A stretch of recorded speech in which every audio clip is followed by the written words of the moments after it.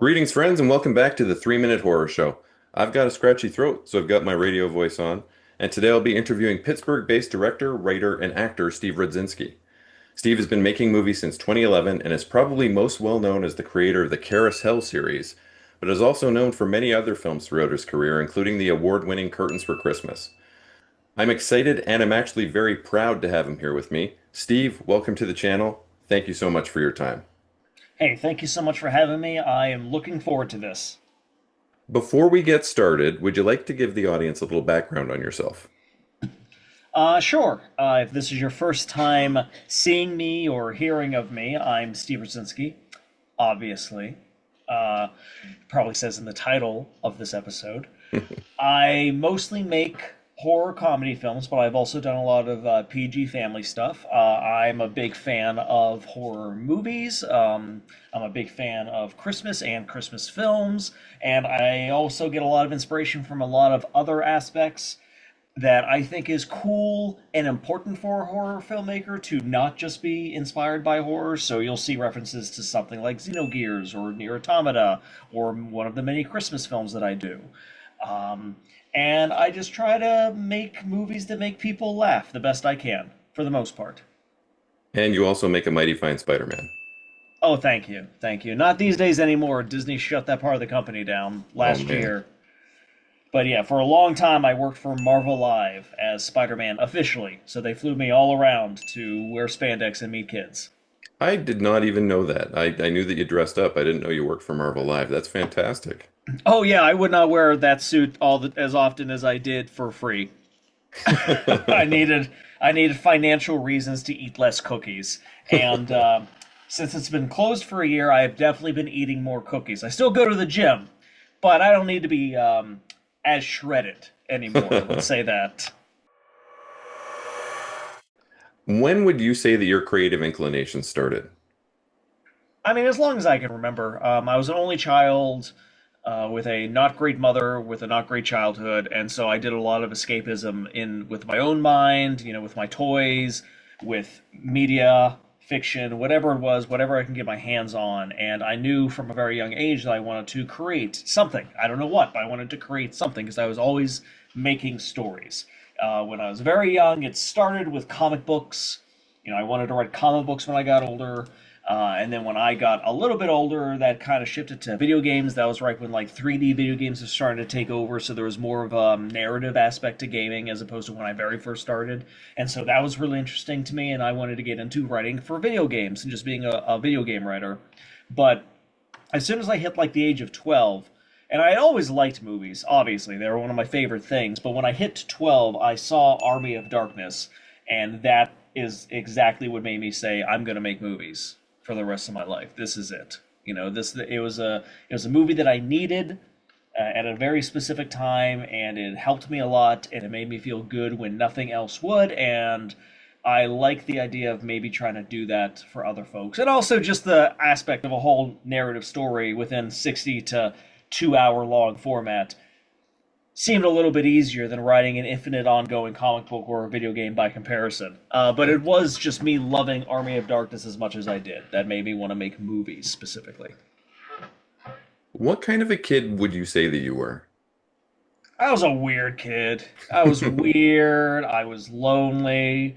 I was probably obnoxious and annoying, but I also kind of, it depends. If I was around my and families used very loosely here because I didn't really have much of a family. My mother made sure my dad's side was missing from my life by her own choices. But when I was around them or adults, I was much more quiet and reserved. And I think it's just because I was so afraid of my mother that I assumed everyone was like that. When I was around other kids, I was very loud, very over the top, being the class clown because I needed attention from somewhere. And that's probably where I started to learn how to be an entertainer and how to be a performer was just trying to make the other kids in class laugh. I'm sorry that you went through all that, honestly.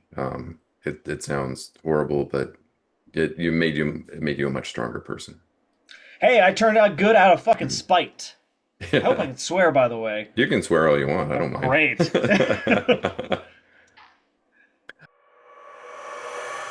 What came next for you? How did you get started in the actual film industry? Well, initially, I just started making awful movies in my backyard. It started with a 8 millimeter camcorder. I graduated up to mini DV to be real fancy. Um, and I say that when mini DV was like the core thing I used up until my first feature film. Like Slasher Hunter was still shot on a Panasonic DVX 100B, which was a three-chip camera, but it was still mini DV. We didn't go to HD until Everyone Must Die. Um, but yeah, just started making awful movies in my backyard, shorts, stuff with friends. Even made a couple of features in my backyard that were like 60 to 80 minutes in length. And I never stopped, kind of like an insane person. In my teenage years, like while I was still in high school, I was getting vendor booths Oh, at wow. conventions to sell my awful backyard movies for money. I had the audacity to do that.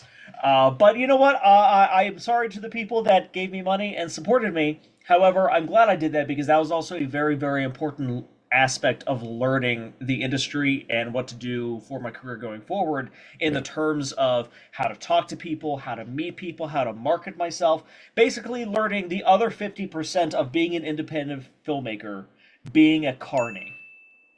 Yeah. You got to get him to step right up. You like shitty movies? Well, take a look here. It's that's and there's a lot of that initially, especially when I only had like one or two movies that were made by teenagers in high school. How do you sell that? I don't know, but I often made my booth money back, and dear God, anyone that still owns those, I hope not. I think at this point those DVD-Rs no longer function.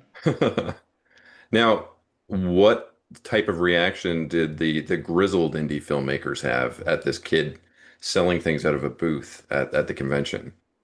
I mean, it was a mix between either they didn't care at all or they were very supportive. I didn't Oh, really run into any conflict or okay.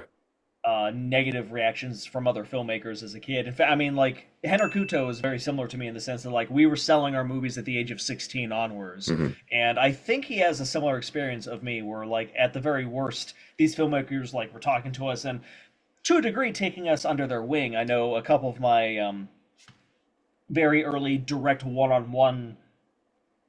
I don't know. I don't even know how to put it. But Steve Foland and Jeff Waltrowski, initially at the time, they had made a film called Project Valkyrie, and they have both moved on to do a few other things. But they really helped me when I was a literal child with talking to me and helping me understand film a little bit better and storytelling a little bit better and like what I should focus on and what I could do, and that helped a lot. I'm very thankful to both those guys, and I'm still in touch with them from time to time. I actually just had dinner with Steve Foland a few months back, which was fantastic, and Yeah. it was cool because he was like, "Man, it's amazing, Steve, because like we watch you and like we see you on Shutter, and you got that award, and it's just like, wow, little Steve made it." Like out of all of us, you did it. I'm like, I don't know about me making it. It's like, nah, man, you're making movies still. Yeah. I'm very lucky in that aspect. But I owe a lot to guys like that, and specifically those two. Yeah, definitely. I'm glad that you didn't run into gatekeepers as a kid there. Thankfully, no. It's not like these days, it seems like. Yeah, I think things are changing. One Not, thing that I've not to always sound like admired. a boomer, but yeah. When Well, I was your age, people supported you for being a creator. I'm 10 years older than you are, so I'm definitely a boomer. So one thing that I've always admired about you is that you love making movies across genres and that you embrace making family content as well as the gross out horror stuff. Tell us a little bit about your philosophy when it comes to selecting a project to work on or selecting an idea to develop into something more. So very early on into my real career, so like I'm talking post Slasher Hunter, so 2010 onwards, not when I Mhm. was a teen.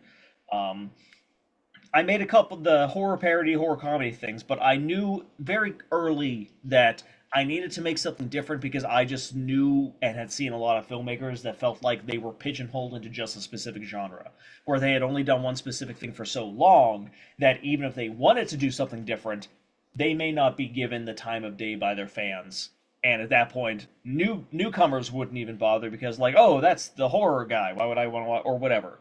Mhm. So, like, after Everyone Must Die, I really wanted to do.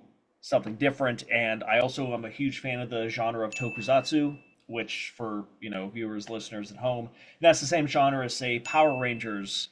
Is a remake of Super Sentai from Japan, but also stuff like Guyver or Kamen Rider. Like Yeah. there's a lot of entries to the genre, and I'm a big fan of it. So I wanted to do my own with 2,000 whole dollars, but I knew it would be different and unique, and no one else was really doing the same sort of thing. There were other independent American tokusatsus, but most of them had like a couple episodes on YouTube, or they were being made, overseas and not America. There was a very long. This is a somewhat non sequitur or epilogue to this, but there was a very long time when my weird, dumb $2,000 movie was seen as like one of the top American tokusatsus made simply because there are no others. Even to this day, I see people finding it and reviewing it on Letterboxd that like it's inspiring them to do their own, and that's awesome. Um, but I did that, and it didn't make a profit for a while. So I axed the sequel ideas. I had a trilogy idea at the time, but it didn't do anything. It didn't do much. It made its money back kind of like physically, but it didn't do more than that. And then 3, 4 years later, it blows up on streaming and has been very successful for me.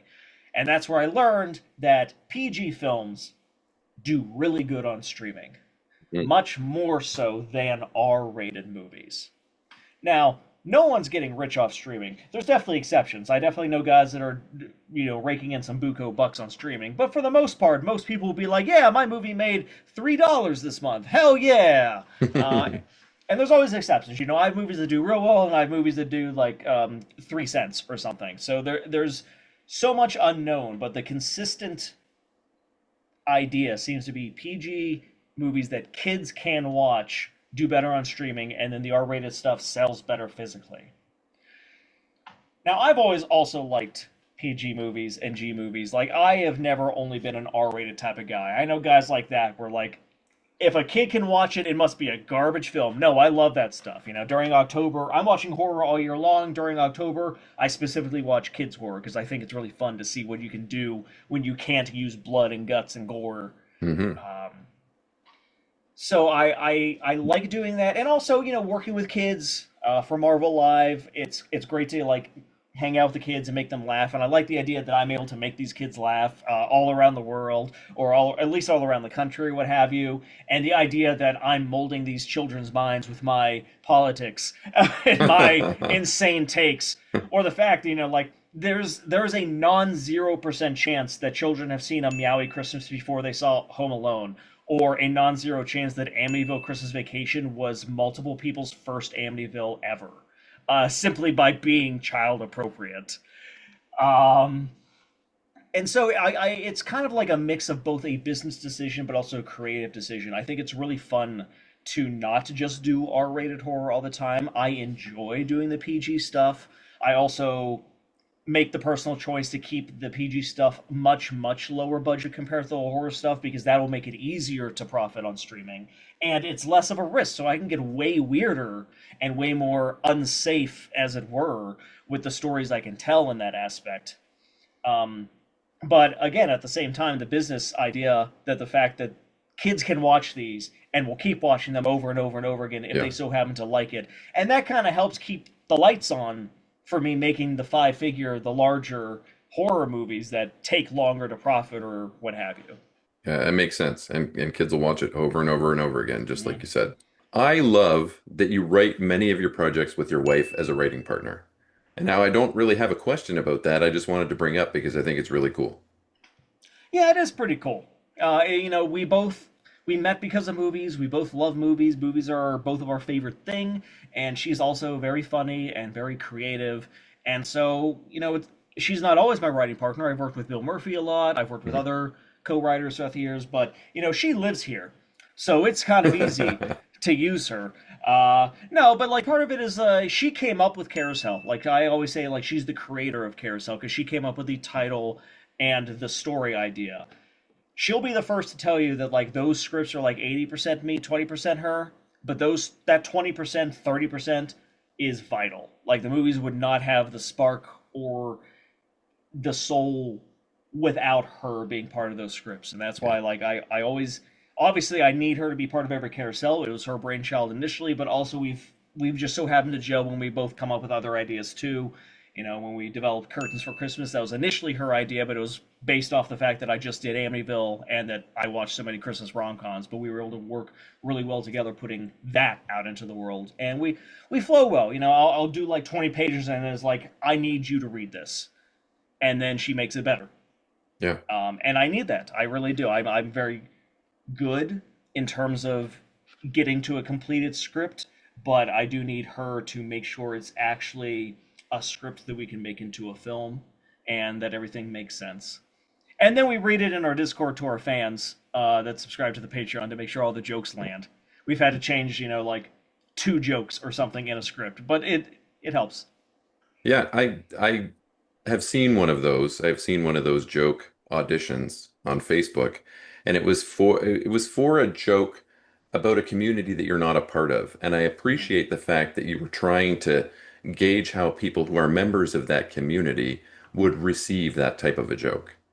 And based on their feedback, you changed it. And I thought that was really awesome. Yeah, because I mean, at the end of the day, I know my motivations. Yeah. Like I know I'm not a bigot, and the people closest to me would know that too. Yeah. But other people may not, including the bigots that may use some of those jokes as like fuel or laugh at it for very much the wrong reasons. And the change that I made was very minor. It was literally just a slight tweak, but that's all that was needed. And only one person said something that justified that tweak, but I'm glad that I did it. Yeah. And I do think the joke's better for it. Absolutely. Yeah, it landed. What is your favorite genre to work in, and where can you have the most fun? I mean, I love working in the Christmas genre because it allows me to decorate for Christmas in June and May. This is the real answer. This is the true, real answer. A big reason why I do Christmas films is that it gives me a big excuse to do more Christmas outside of the Christmas season. That's a really good answer. Throughout your career, what's been your favorite project to work on? And it doesn't have to be one of your own. Mm, I mean, I am going to pick one of my own though. Oh, that's good. It's probably CarousHell 3. Mhm. It was a cool project that was kind of in the middle of one of my like super ultra micro budget $1,000 movies that I shoot in a few days with the smallest amount of people possible, and one of my 5-figure movies with like a full crew and a big cast and everything. Because Carousel 3 was a 5-figure movie, and there's moments where there is a big cast, but there's also a lot of days where it was literally just me and 2 inanimate objects, and that's it.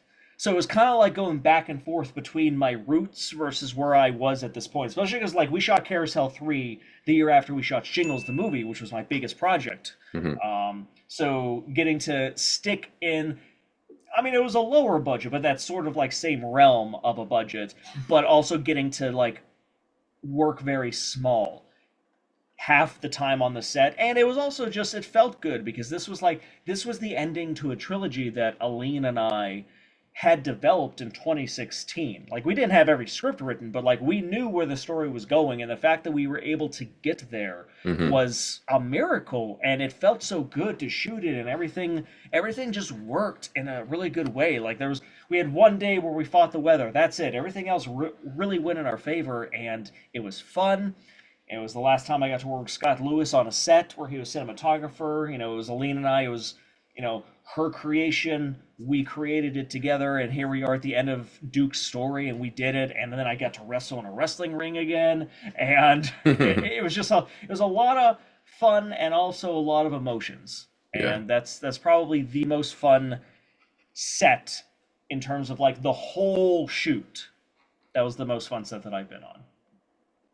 Now, I probably already know the answer to this, but what's the biggest challenge that you face as an indie film director?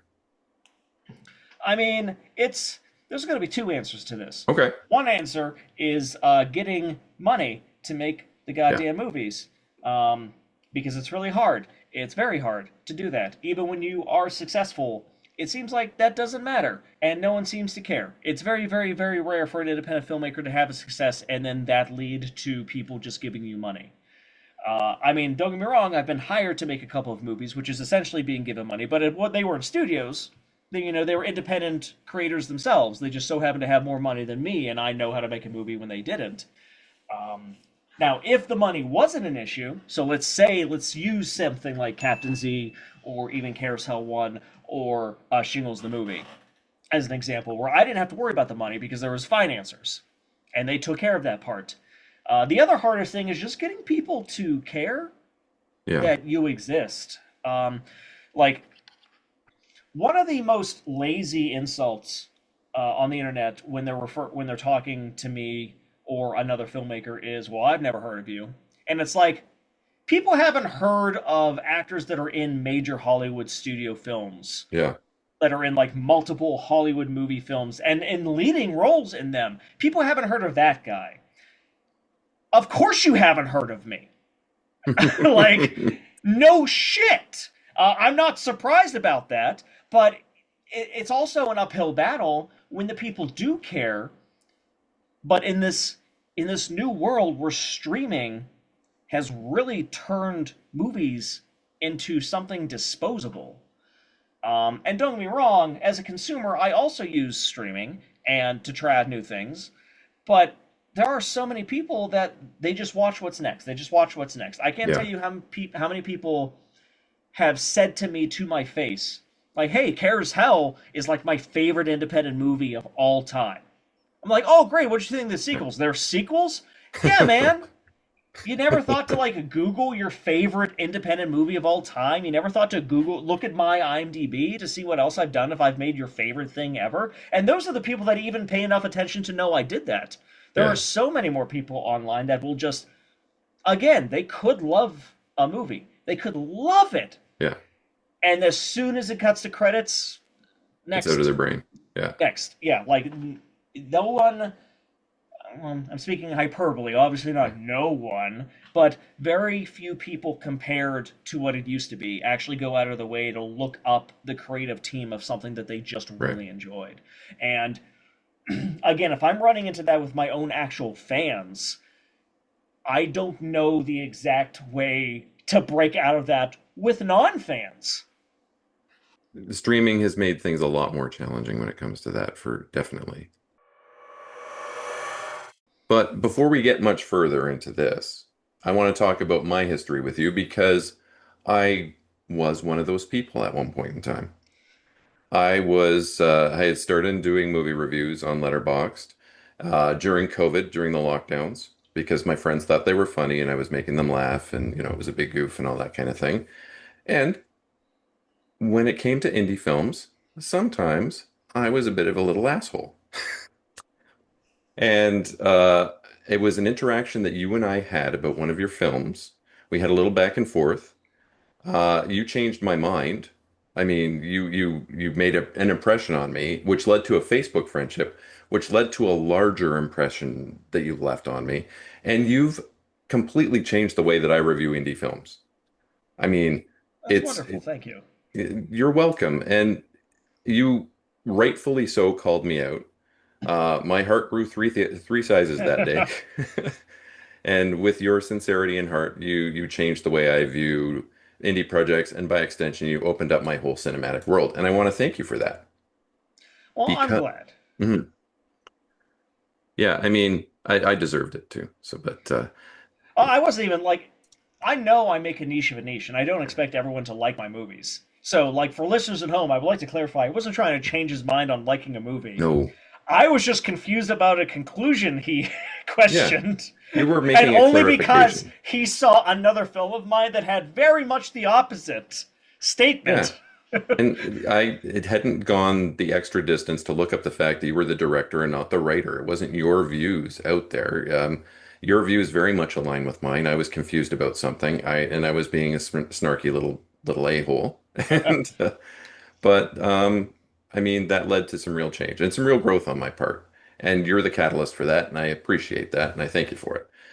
When I evaluate indie films now, heart when you can tell that someone's whole heart and soul has gone into a project, or it's a family project or something like that. I mean, the effort is worth its weight in gold in these movies. If something's formulaic, if somebody's just pumping things out there like no tomorrow, you can tell. I mean, Yeah. if there's little effort put in, but if somebody's got like a budget of a few $100s and they put everything they've got into it and they've got a really quality story that they've put together that they're trying to tell to you, it deserves it deserves a different look. It deserves a different lens to look through. I mean, I agree as a creator, but even as someone that watches a lot of movies, I agree. You know, like it takes a lot for me to dislike a movie. Most of the time, I either like something or I'm neutral on it. I'm like, that's fine, whatever, and I move on. It takes a lot for me to actively not like something, and usually that's only when it's very clearly just a buy the numbers, rush this out, make it a product. There's nothing unique. There's nothing passionate about it. It could be the cheapest, most awful audio, terrible shots, awful lighting. I can't see anything. But if they are really putting in their effort and they are still telling something that's interesting, I'm into it, man. Like, Yeah. I'm into it. So tell us about your interactions with critics as a whole, because I know, have you had other people like me who you've kind of turned around and that have come back and you've created bonds with? Maybe not Bonds, but there are a lot of people that then liked my other films simply because I responded to one of their negative reviews, being like, "Hey, thanks for giving it a shot." Yeah, Like I have definitely done for the most part, a kill them with kindness perspective yeah, of how to respond to stuff. And again, it's because I get it. It's part of what art is. It's subjective as hell. It's not going to be for everyone.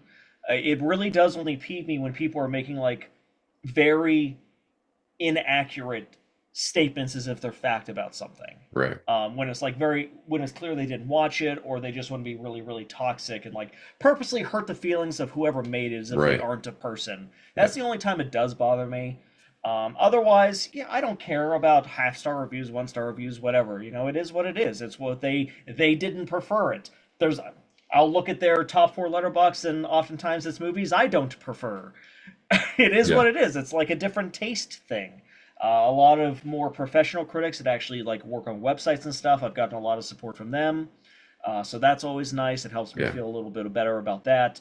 Tim Gross, one of the first people I met when I started making movies. When I met him when I was 18, 19 at the very oldest. He was a film critic, and he really took me under his wing as well, and like really supported me and gave very fair but legitimate reviews. So that these days, when he gives me a 3 to a 4 out of 4, I know I earned it because Tim doesn't lie to me. He Hmm. never did. But at the same time, when he was giving my stuff 1 star reviews, at no point was he rude or toxic or mean about it. He just Yeah, said, "Yeah, this didn't work. I didn't find this stuff funny," or yada yada yada. And that is the sort of stuff I appreciate. When it comes to Letterbox, honestly, I deal with way more positive than negative, good. at least Yeah, as on the independent level. Like it is surprising to see how many of my movies on, like, say, IMDb actually have a rating above 5, or how many movies on Letterboxd are actually like above a 2.5, which is, I feel, hard to do in micro budget cinema. Yet yeah. somehow, either though I'm doing something right, or just my most passionate fans have stuck around long enough to continue reviewing my films as opposed to giving up on me. Could go either way. I'm going to take it as a win, though. The thing that I'll never understand on Letterboxd is the glut of one-word reviews, like Yes. shit or hate it or and I don't understand it. Why even bother? Right. And just leave a rating. I Yeah, don't get it. yeah. You do a lot of appearances at conventions and events still, not just when you were a teenager. Tell us a little bit about that experience. Well, I will say I do less now because I'm so busy actually making movies. Like, I do keep on saying that I want to kind of take a year off from making a movie so I can go to like 5 conventions that I haven't been to before. Hmm. Because these days I'm mostly hitting the same ones, as a guest, or because they know me there or what have you. And it's still vital, I would say, as an independent creator, though, because in this world where people use ad blockers, where people get very angry at self promotion. If an artist is ever talking about himself on any social media, oh boy, you better not. And people also don't follow like reviewers or review websites specifically anymore. Like they'll Hmm. look at their friends' letterbox stuff, but like no one's following horror society. No one's going out of their way to go to Ain't It Cool News. Well, maybe not Ain't It Cool News. That's a bad example. But like that used to be like part of the community in the 90s and even still the early 2000s into the starting to get to the 10s. Like people had those websites that they would go to, and that's how they would discover like independent small level stuff. My couple of my garbage teenage movies were covered by those websites and got fans because people followed those websites. Mhm. These days people don't do that. And so when people can't see your ads on YouTube because they're blocking you, when people don't want to see you post about your stuff because that's self-promotion and that's bad, and when people don't go out of their way to look at websites to see what's out that's new, and they're literally just depending on maybe hopefully seeing it pop up in their social media feed, which is insane to me, Mhm. and then they get mad that the movie wasn't marketed. It was. I guarantee it was. The best way to get to people, it feels like, is at conventions because then you are face to face, eye to eye. And don't get me wrong, most people just nod and keep on walking, but there is less of a barrier there than there is on ads on YouTube to get to people just to let them know that you exist. And I can't, and it's not just my salesmanship. I know I'm a pretty good salesman, but the amount of people that like just start talking to me and start getting to know what the movies are and then buy something, the ratio is very high. Mhm. If I could reach these people digitally, I'd be making a lot more money a year than I am. Let me tell you that. I would not be as financially strained as I am. But it's the only way to reach those new people Yeah. consistently. And it's just nice. Like I do Cinema Wasteland every show now. I used to only do when I had a new movie, but, you know, a while back, I literally just came to the conclusion of like I'm getting older, I'm approaching middle aged. Hopefully, I'm not there yet. I won't know that till the end. I want to keep seeing my friends as much as possible, and like don't get me wrong, conventions are a work trip. It's not recreation, Mhm. but when the booth is closed up and then we can hang out, like it's great to see the people that I love and the people that I've grown up with and the people that I've grown old with and the people that also do what I do or the people that appreciate what we do and like really just having a few drinks or sodas if they're sober and just Mhm. sitting around and talking, puffing on a cigar, what have you, and just talking about the old times, the current times, the times that are to come, and it's really beautiful, and I love that community of togetherness. There's always going to be problem people in every community, and quite a few of us can complain about certain types of people in the horror community specifically. But compared to some other communities that I have been a part of, the horror community has been like more good than not. At least it feels like. Yeah. It's definitely more people that are cool, more people that are understanding, more people that are accepting, and even dare I say progressive compared to some other communities. Yeah. And there are people that are not, but for the most part, it's really great, and I love doing those shows when I'm able to do those shows. These days I only do like 2 or 3 a year. Hopefully next year or the year after I can. Not next year. I'm making 2 more movies because I'm a fucking idiot. Maybe the year after I can do a bunch more shows. Now, do you enjoy travel? I mean, you enjoy being there, you enjoy being with the people. Do you enjoy traveling, or are you more of a home guy? Oh, I mean, well, yes and yes. Like Okay. the answer is yes to that question. I do love travel. I've always loved traveling. I mean, that's one of the big perks of what I do between the filmmaking, the convention stuff, but also like being an actor, especially when I was still doing the Marvel thing. I loved getting to see places I would have no reason to see otherwise. Whether it's a small town or a city, or I was driving, so I have to take a scenic road that I would have never have known existed. I do really like traveling, going somewhere else. I'm a big sucker for hotels. I love being in a hotel room. I am so comfortable. It feels so nice. It can be like a 2-star days in. I don't care. I'm in my slippers being like, this is luxury.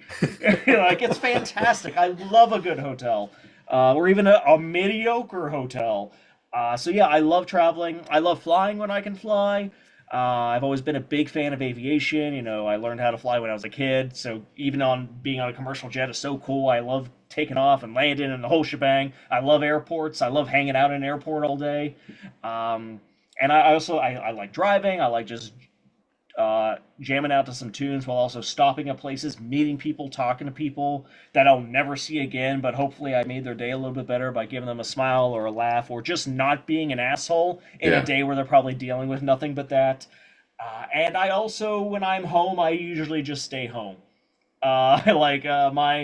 My most consistent hobby is just watching movies. Hmm. So every weekend, my wife and I will go to the movie theater, Yeah. schedule permitting, and otherwise, I'm watching at least one movie a day, if not more, here at home. So, is there a plan to do a convention in Toronto in the future? I mean, currently, no, but if you know Yeah. any Toronto conventions, reach out to them and tell them to consider Yeah, reaching out to absolutely. me. You know, like if there's some fan demand being like, hey, you should consider getting Steve Rudzinski as a guest, even if they're only taking care of the booth or something, Yeah. I'll tell I'm you always what. open to that. If you go to a Toronto convention, I'll go to my first horror convention and There meet we up go. with you there. Perfect. I think it's a lot more likely you coming up here than me going down there because I have JD Vance memes on my phone. So Oh, I don't blame you. Yeah. I'll end up in a gulag in El Salvador, and yeah, that won't be a good thing. So let's talk a little bit about your family movies. So you're known for making a series of family-friendly films based on your cat, and can you tell us a little bit about those? So that's a series that Meow Christmas is the first movie I didn't make because I was passionate about it or cared deeply about it or really, really wanted to do it or that it was a story that I thought of and I really wanted to make. I made a Meow Christmas out of spite and anger because at the time, my friend Bill Murphy and I, we had a movie review podcast, Movie Films with Bill and Steve. I think there's still a few episodes somewhere up on YouTube, but we did it for several years, never went anywhere. And we had watched many, maybe not many, but multiple talking animal holiday movies for the show in a row. And I kept getting angrier and angrier because every single one clearly had a budget of at least a $500,000, if not more, based on the locations they were getting, based on, like the C-list, B-listers that were consistently throughout the whole thing. Like they had at least six figures, if not seven. And they all had the same milquetoast, boring, dumb script where it was just a Home Alone ripoff. They're all fucking Home Alone ripoffs, every single one of them. So I'm at this point, like we're on our fifth one, and I'm literally yelling at Bill, I am tired of this shit. All they're doing is making Home Alone again, except with an animal, but they have all this money, and they're not doing anything unique or fun with the story. Fuck it, I'm going to take $500, and my cat's going to be in a Home Alone movie. Mhm. And so Bill and I wrote a Meowie Christmas, which was a Home Alone ripoff, done as parody though, and we still made it weird because that's what I do. Hence the Alex Jones parody, and just having a lot of fun and a lot of references to other Christmas movies. And it was really easy because my cat was the sweetest, most amazing angel in the world, and I was able to shoot all of her scenes for an entire feature film in just 4 hours. Best actor ever. Uh, my rat at the time, Kita, who played our rat at the time, Kita, who played Chuck in the first two Meowie films, also loved the camera. She did exactly what I wanted her to. 2 hours with that rat, got all of her stuff, bada boom. There's 75% of the movie done in an afternoon. I don't know why people tell you not to work with animals. This is great. And I just released it. I expected nothing, especially because at the time, CarousHell was just picked up for distribution. Because I finished it and released it in late 2016, and it got picked up early 2017. But the distributor outright said, "We got a bit of a backup. We aren't going to be able to release your movie for a couple of years." And it's kind of hard to make a sequel to a movie when part one isn't officially released yet, Right. or raise money for a different five-figure movie when I haven't made any money aside from me selling it at a convention for the first one yet. Granted, I would never make any money from that distributor, but that's neither here nor there. Mm. So I was just kind of in a position of like, I can't do another thing like CarousHell or Captain Z. What can I do to not go crazy? $500 on a cat movie, this will give me something to do. I'm Mhm. just doing this for fun. I'm just doing this to do it. This is a joke, and then I just released it in case people cared, and it did really well on streaming. And like kids really liked it. It just did good. So I kind of was in a position where I said to Bill, who wrote Meowie with me, like, I've always wanted to do a PG horror movie. I now have a vehicle Yeah. to do a PG horror movie where it's not going to be a standalone original thing. It's going to be a sequel. So we immediately started writing a Meowie Halloween, and like 10 months later, a Meowie Halloween was out and released. And that was the best financial decision of my life. Oh boy, nothing does better on streaming than a Meowie Halloween has done on streaming. And at every horror convention I go to, where, everyone's a gore hound and Yeah. loves exploitation and the goriest, gnarliest crap, and like, oh, is there rape in this movie? Give me that movie. Oh, is there a cat on this cover? Here's my money, sir. And like, we sell so many copies of a Meowie Christmas and Meowie Halloween at these horror conventions. They're almost always the top seller at every show I go to, unless I have like a brand new R-rated, like CarousHell 3 outsold it at one show, or Yeah. CarousHell 2 outsold it at one show. Otherwise, those cat movies, people love them, and I loved making them, and they're a lot of fun, and they're silly, and they did so well that I simply did not want to fall into the trap of doing talking animal movies for the rest of my career. I Yeah. didn't want to fall into that comfort of like, this is really easy, this is really quick, this is really cheap, they all make money.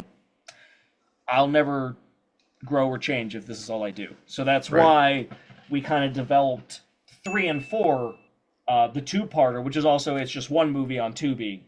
Christmas Vacation, but it's actually St. Patrick's Day and Christmas Vacation combined. We wanted to make that an ending. Hmm. Especially, part of it is that way I can say I did it, I told a full story and we're done, and also just the insanity that a talking animal franchise has a beginning, a middle, and an end, where like plot points from the previous movies all lead to this. And like, people have reviewed this being like, I've seen no other talking animal franchise that has the balls for the final entry to actually be a finale where stuff from the first movie matters. But we did that. Well, that's awesome.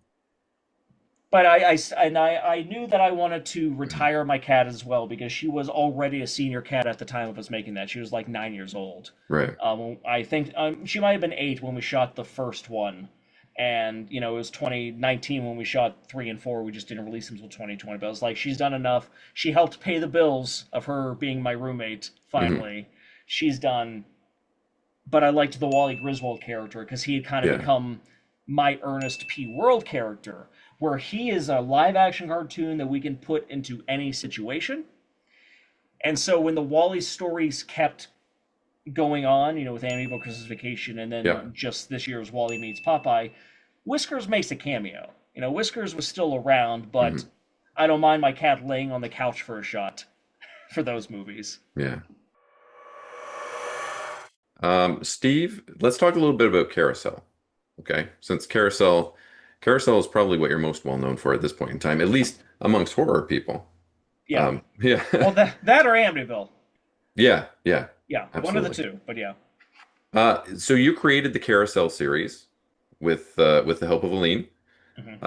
And there are a trio of films that center on a possessed carousel unicorn named Duke that decides he's had enough of kids and their crap, and he embarks on bloody revenge. So these movies are fantastic fun. Each one is crazier than the next. Tell us a little bit about the process of getting the first one made. How did the concept come about?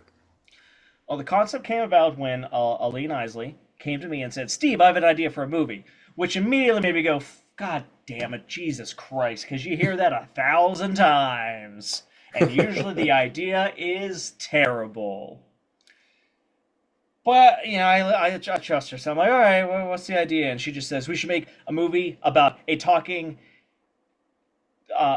carousel horse. Wait, no, a talking carousel unicorn that breaks off the ride and kills people. And we should call it CarousHell.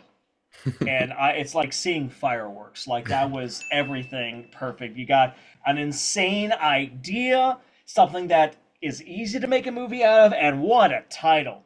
That Yeah. title is 50% of an independent film, I feel. Like, you need something that catches people's eyes, and she had it. Yeah. The only thing I had to say was like, okay, that's great. I'm in. But why is the unicorn killing people? And then I know where we can take this. And so she sits there for a moment, and she thinks, um, she used to work in an amusement park, and she deeply loved the rides. She literally gave all 54, I think, carousel horses on the carousel a name. Wow. And she loved them so much. She's a huge fan of roller coasters and carousels specifically, and she always saw the kids just beat the shit out of these like Oh, priceless antiques that were like carved 100 years ago and like immaculately painted. And she's like, "Oh, okay, some piece of shit kid just abuses him on the ride, so he breaks off the ride to kill the kid." I'm like, "Perfect. The unicorn is the protagonist. This is a revenge story." and folks, watch the movie. That kid's name is Lunchbox, and he's a piece of shit. Yeah. Um, so I knew we had something great, and it was a great idea, great title. So we started working on the outline, and then we worked on like just a bunch of character ideas that made us laugh. And then I wrote through the script, and I always like to bring this up when I can. It doesn't come up too often in interviews or something because it's so specific. But when we first wrote the script, two two and a half scenes, I should say, didn't exist in the initial script. One of them was just the proposal scene with the Clark and Diana character when he gets the ninja stars and she gets garroted. Mm-hmm. Garroted? Yeah, it works either way. Yeah. um, because that was just a case of like, ah, it's been a while since anyone's died. Let's toss a couple more in there. This is like my Friday the 13th Mm-hmm. Part 6 producer note. Get a couple more kills. And I'm glad I did that because I always say when someone's watching CarousHell 1, the ninja star kill is the keep watching or you can turn it off now moment. If you're saying, where to get those from? Like, you're done. This movie Yeah. isn't for you. But if you're going, ha ha ha ha, great. You're going to like the rest of this. And also, initially, we met Lunchbox and Lori at the amusement park when they first showed up. But the script just felt light. Mm-hmm. So I added the scene where we meet their mom in the Okay. opening of the film, who has become the most important human character in this series. Mm-hmm. Semi spoilers, we're writing part 4 now, but with part 4, she will Oh, be the only human to be in all of the movies so far. Not even Joe can say that. And that was just a creative like, the script could use a little bit more, and that also got her to appear in the ending, which was the first thing Aline envisioned after coming up with the idea. That ending with yeah. Robbie, everything was based on that. Well, I'll tell you. And after writing that script, Mhm. we the first Kickstarter failed horrifically because we Oh, actually wrote Carousel 1 in 2014, and we weren't able to make it because we raised $1,000 and that was it. Which, it was an Indiegogo, and we said if this fails, we're going to use whatever money we get to do what we can. So we got enough money to buy a horse, which we turned into a unicorn. And at the time, the goal was to just do a short and see if that could get interest, engage people, and get money for the film. Um, but a dear friend and the producer, the financer of Carousel 1, Rob Steinbach, he really loved the idea, and he really loved Captain Z. He was just a huge fan of the Captain Z movie that I mhm. did for Zoltan Zilai. And so when he heard that we didn't raise the money, we just worked it out. He really just wanted the movie to exist. And he was a unicorn in terms of finances because he Mhm. literally was just like, no, just here's the money. You make the movie you guys want to make. I want to have nothing to do with this. Yeah, it was great. Yeah. So huge shout out and love to him. The series would not exist without him.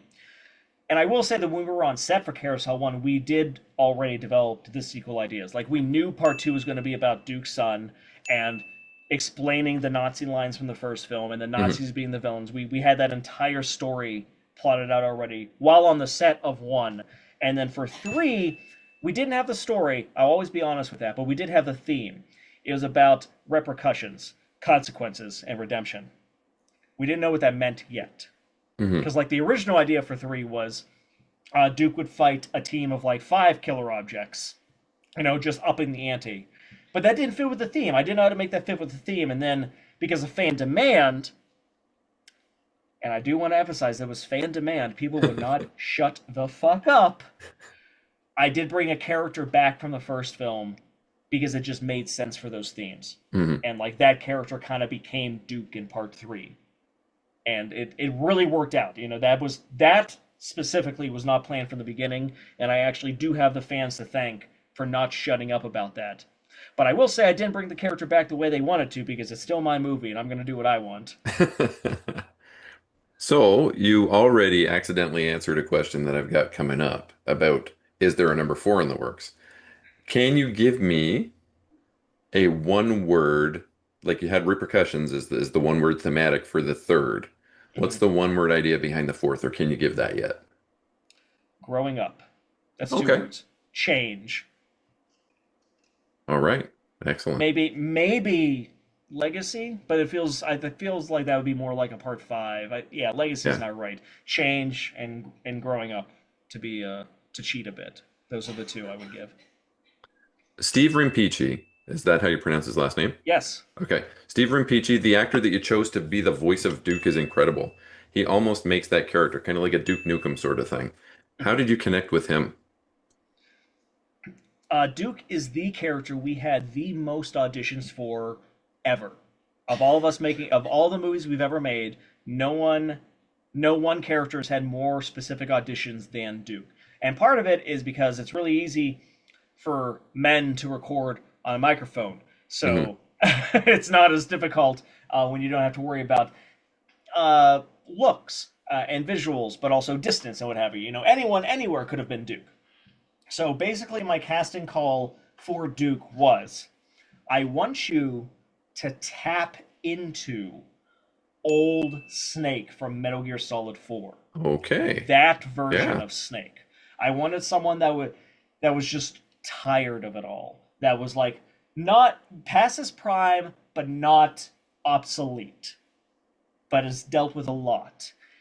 And we got 50, 60 voice auditions easily, which is a lot for us. Hmm. And there was like a top three. Don't get me wrong, and like one of them was had like the perfect impersonation of David Hayter playing Old Snake. Wow. Like I would have thought it was David Hayter. That's how good this guy was. But I didn't want Old Snake. I Hmm. wanted something like Old Snake, Right. and that's what Rimpeachy brought to the table. He brought that weathered soldier because we already knew Duke was a soldier that fought in World War II, Hmm. and we wanted that sort of idea. We wanted that sort of just feel and vibe, and Steve nailed it. And I'm so glad he did because he's been our Duke ever since. We even got him in Shingles the movie because he's a talented voice actor. Period. But I've always said like if we ever got like a corporate buyout, which would never ever happen, but if we ever got a corporate buyout, I would Yeah. do like a a, a phantasm move and be like, okay, you got to keep this actor in your Hollywood version of my movie. Hmm. You got to keep Steve Peachy as Duke. I'm sure he would love it. Oh yeah, Yeah. Is he going to be back for four? absolutely. Excellent. I haven't asked him yet, but I just know he will. So these movies have very recently found a second life in Japan. Can you tell us more about that? Yeah. So the Carousel movies are liked around the world. I'll say that. Like they have had theatrical screenings in places like Sao Paulo, Brazil, or Prague, or they're big in Barcelona. Barcelona, especially, is a huge fan of the Carousel movies. But in Japan, they recently got full blown theatrical deals for being in theaters on the whole island. Um, Not all at the same time. It's a smaller company that you I don't know what I would compare it to because I don't want to accidentally insult anyone. Yeah. But it's a smaller company that in America would just be like some small label that like is at conventions and like they pick up a lot of stuff but whatever. That matters more when you're an island. Like Mhm. put one of those smaller labels in Japan and now they're a bigger label just by how that works. How Yeah. size works. I don't know if you're familiar with The concept of geography. size. Yeah. Yeah. But they were very honest and upfront with how what their plan was going to be, how much they could offer. But that was a big deal. They paid up front, and I always say I'll work with anyone if you pay up front because I don't trust cut of the gross or cut of the net. I don't trust that. Nothing ever happens. But this company did not do that, and that's why I worked with them. But their initial plan was they were just going to do like one theatrical screening for Carousel, and then in a few months do the DVD and digital and streaming release and what have you. They sold out of their first screening, so then they did another screening and they sold out. And they keep selling out of screenings that they're still doing theatrical screenings of CarousHell 1, and it's like almost a year later. So then they've also licensed 2 and 3. I don't think anyone in Japan is listening to this yet, so I haven't given anything away. Yeah, probably not. But it also worked out because the guy that runs that company is just a fan. Like, he supported the Kickstarters of Carousel 2 and 3. He was one of like 2 or 3 orders that I had to ship to Japan. So Oh wow. this guy has been and he's been like, he's tweeted about the films before he ever had the rights, to like his fans in Japan. When they were doing the screenings of Carousel 1, they were already being like showing screenshots from 2 and 3, be like, yeah guys, this is a trilogy. Like, there's more story after this, and they did a deck building game over there. Like they really went out of their way to like tell the fans about the rest of this franchise. And so it's really cool and exciting. And I keep whenever there's another screening, I keep waking up to tweets from people on the other side of the planet that are talking about the Trojan horse from hell, or horse from hell, or it's a loose translation. But it's something like that. And it's so cool to see people in another culture so passionate about our dumb, silly movie idea that my wife and I like developed and made. And it's great, especially because like humor is so hard to translate. Yeah. Humor is like the most subjective thing in my opinion. And you never know what's going to hit with other people, but it's hitting for them. And I do think part of it is because Japanese culture has like a big thing about treating objects as if they're living things. Like they have funerals for their like robot dogs and stuff. So the fact that the theme of the first movie is be really nice to objects, match made in heaven, baby. Like, so if we can get to the point where we can unironically say we're huge in Japan, dream come true. Now you brought up something interesting in that last bit there, which is the deck building game. Yes. I gotta ask about this deck building game because I've heard about it, but obviously, like, I've never heard of, certainly not an indie horror movie with a card game based on it before. Well, let me take a moment to shout out another filmmaker who I love, Justin M. Seaman of Scream Team Releasing, Nevermore Films. He's the guy that did the Bard movies and many, many other things. They actually did a board game with a whole board and pieces for the Bard, and that's awesome. So big love to those guys for also doing something weird like this. But the deck building game was just a case where Aline and I love deck building games. It's one of our favorite types of games because it's so easy to like learn and play and explain to other people. Like, you can whip that out, and it's not like whipping out, say, Mansions of Madness, like some insane people do. Like some crazy person's like, oh, let's hang out and play Mansions of Madness for the next 8 hours. No, deck building game is like 5 minutes of teaching, and then it lasts less than an hour. So we just thought it would be cool if our movies had a deck building game, and no one's going to do it for us. We should do it. So we took pieces and inspiration from like 3 deck building games that we really enjoy and kind of combined them all into one box. And our goal was kind of, because we actually sell the base game at a loss. Like, I lose like $2 every time someone buys the base game. I'll make a few bucks if you buy the Meowie expansion pack, because that's cheaper to produce. And we made the Shingles game more expensive, so we made profit on that since it isn't our IP idea, and I just got the license for it. But with the Carousel deck building game, it was a case of like, fans of CarousHell might buy it. And now there's characters from all of our other movies in this deck building game, so maybe they'll be motivated to buy our other movies. So it's really a marketing tactic, but also the passion of like wanting a game that fans could play, that we could share and we could also enjoy and what have you. And we've taken that game to a few conventions and played it, and it's been really cool because people who have no idea what a deck building game is but knows our movies have enjoyed the game, and they've gotten into deck building games. And then people that love deck building games and knew nothing about our movies got into the game and enjoyed the game and started checking out our movies. Yeah. So it hasn't been a huge hit.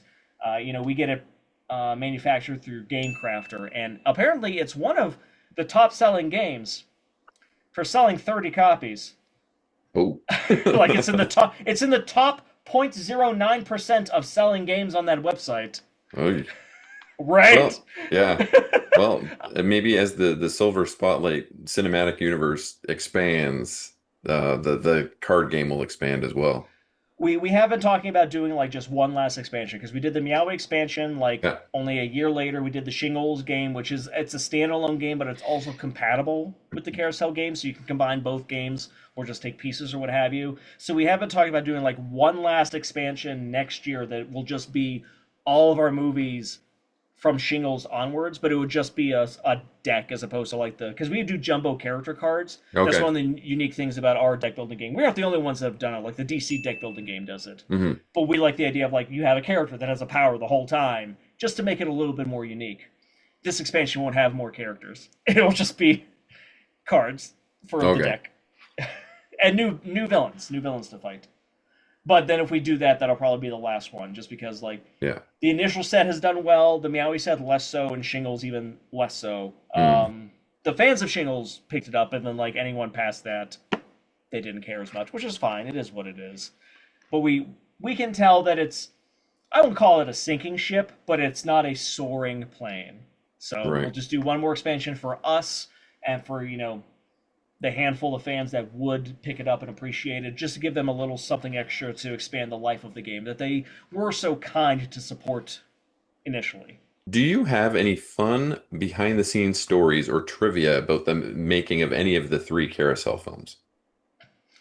Um, well, the first one, a fun piece of trivia is the simple fact that we got really lucky with the shooting location. That house belonged to some people that were going on vacation for a week. Hmm. So they were just out of the house. And they were just fine with it. Like they trusted us. They knew we would clean up. We'd fix anything that broke. They were literally just like, oh, so I get a mortgage payment for not being home? Deal. Yeah. But that meant that it was a rich people's house. So there was like six bedrooms. So most of the cast could stay there. We saved money on hotels, but also it was only 5 minutes away from my home where I was Oh living at the wow. time. So the fact that I could sleep in my own bed Yeah. and not have to drive an hour was phenomenal. So that was fun. That set felt like a party. Several of the nights, especially when everyone was there before we started killing people, because everyone was eating together, having some drinking together. No one got rowdy, no one got out of hand. It was a good set. And oh, I mean, how can I forget the sex scene from Carousel One? Because that was just Haley J. Madison, Yeah. Josh Miller on audio, who Haley knows. So like it was like a personal Okay. relationship. Scott was on camera, Aline was there, and I was there to direct, but also I was doing most of the horse holding because I had the strength for it. And it was so silly. We would literally be like, hey, okay, Haley, action, and she would do something, and Josh and I would do this because we can't make a sound and ruin the scene. And it was so funny and so fun, and Haley had a really good time. That's always Yeah. important to me. Is all of my nude scenes, I make sure that the actors are as comfortable as possible and Hmm. on as closed of a set as possible. And everyone that has done nudity for me has always said, one of the best sets I've ever been on. I'd do it again for you, Steve. I'll take out my tits anytime. Um, for Carousel 2, this is going to be a cheat, but it's the other sex scene. Simply because Terrence Cover, who plays Otto in Carousel 2, we knew each other online. He auditioned. We've been talking for months at this point, but we hadn't met in person yet because he lives in another state. So Hmm. this guy drives 7 hours. Maybe I'm exaggerating. Maybe I'm underselling it. I don't know exactly how far away he lived, but he drove a full day, leaving Yeah. early in the morning to get to set for his first day of shooting.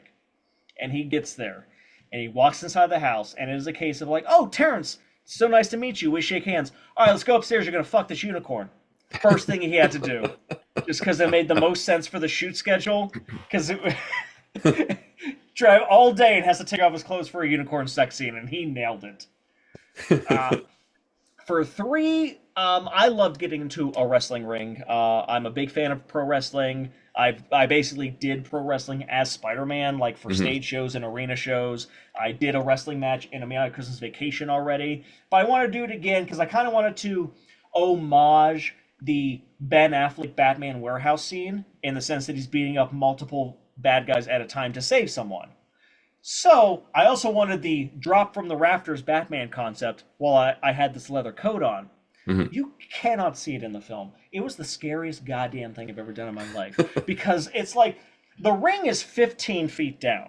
Yeah. Easily.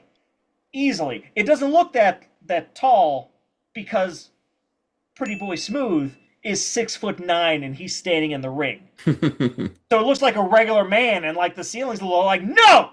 That is a giant! And also, like where I'm standing to like jump down, Yeah. the ceiling is right here. Yeah.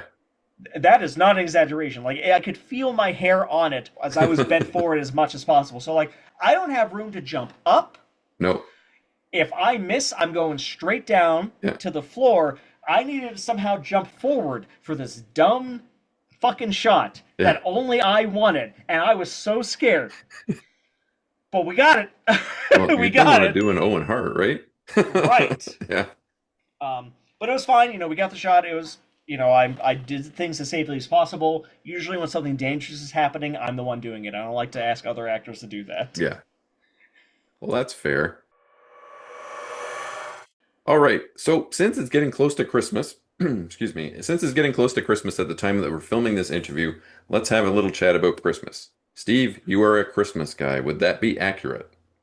No. I am the Christmas king. I am the Lord of the holiday. When this Santa Claus needs to give up the mantle, I'm next in line, buddy. Give us a little bit of breakdown about the decor that you've got going on in there. And Sure. I've got two videos from Steve that I'm gonna link to in the description of this interview so that you can check out his decor.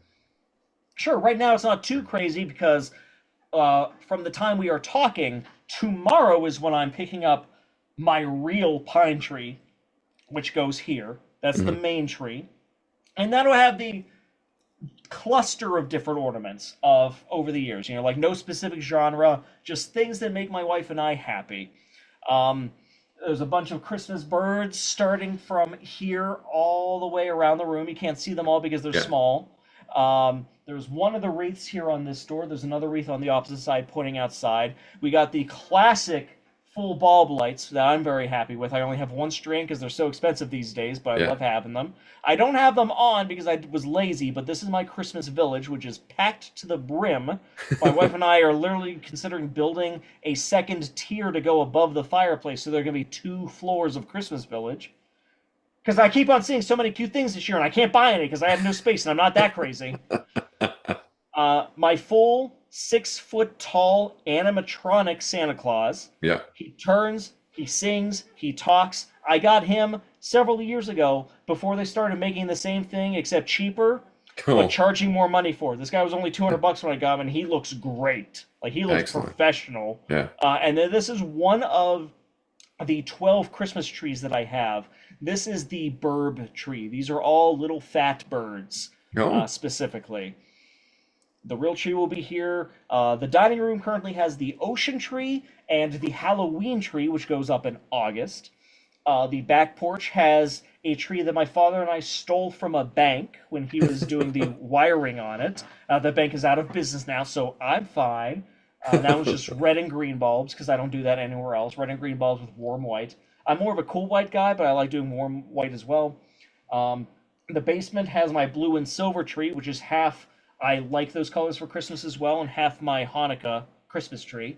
Okay. I also have a tiny, tiny little table tree down there that I got from the dollar store some time ago, but that has all the mini Hallmark ornaments on it, such as the Golden Girls are all there. Oh.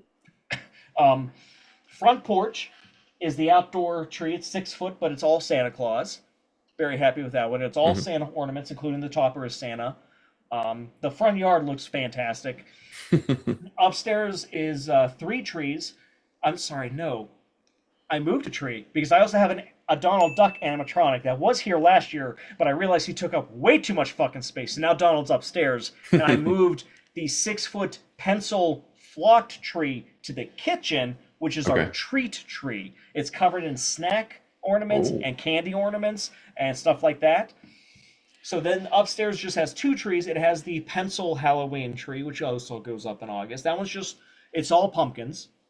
And then our bedroom has a like 3 foot, maybe 2 foot tall table tree, which is more like, it's just silver.